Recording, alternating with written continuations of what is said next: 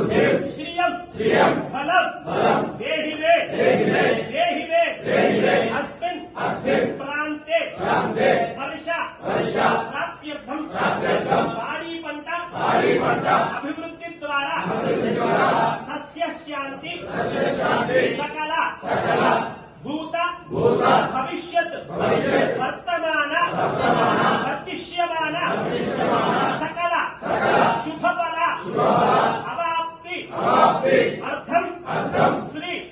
कोत्तकोंड भद्रकाली समेत वीरभद्र स्वामी अनुग्रह सिद्धि द्वारा अस्मिन्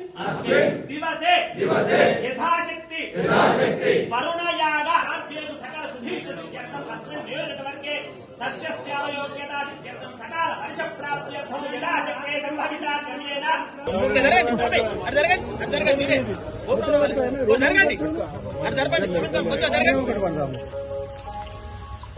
बोल वीरभद्रेश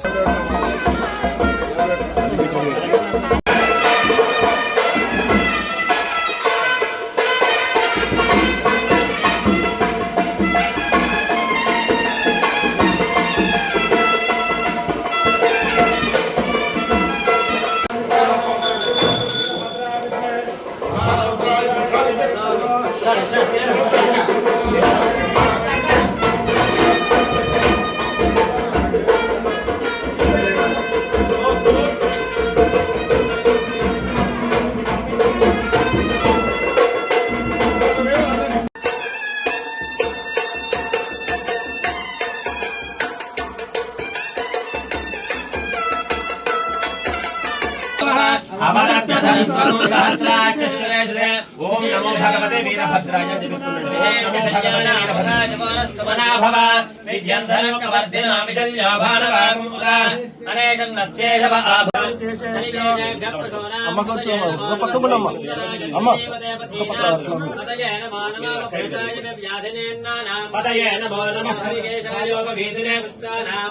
नमो नमो भवस्य हेत्यै जगदां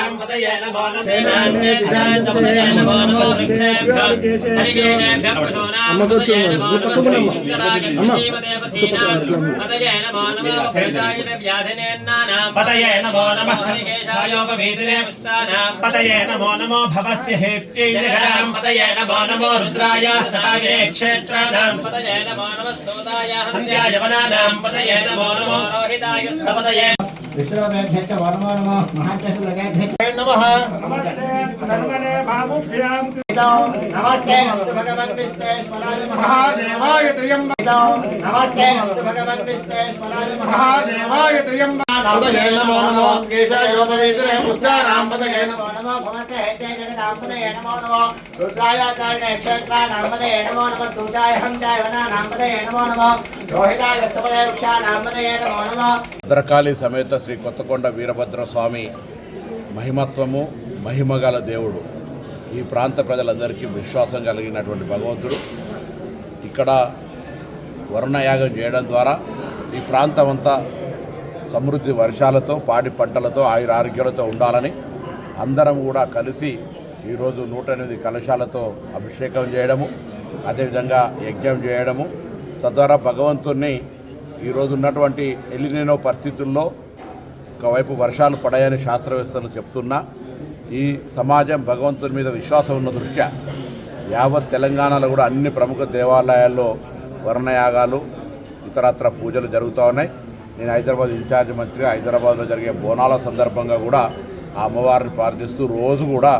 వర్షాలు సమృద్ధిగా పడాలని కోరుతున్నాం. అందులో భాగంగా ఈరోజు మహిమత్వమైనటువంటి కాకతీయుల కాలం నాటి భద్రకాళి సమేత కొత్తకొండ వీరభద్ర స్వామి ఆలయంలో ఇక్కడ మరి వర్ణయాగం చేసి ఆ భగవంతుని వేడుకుంటా ఉన్నాం. మా ప్రాంతం అంతా కూడా తెలంగాణ రాష్ట్రం అంతా కూడా దేశం అంతా కూడా సమృద్ధి వర్షాలతోటి పాడి పంటలతోటి ఆయురారోగ్యాలతో ఉండాలని ప్రార్థిస్తున్నాం.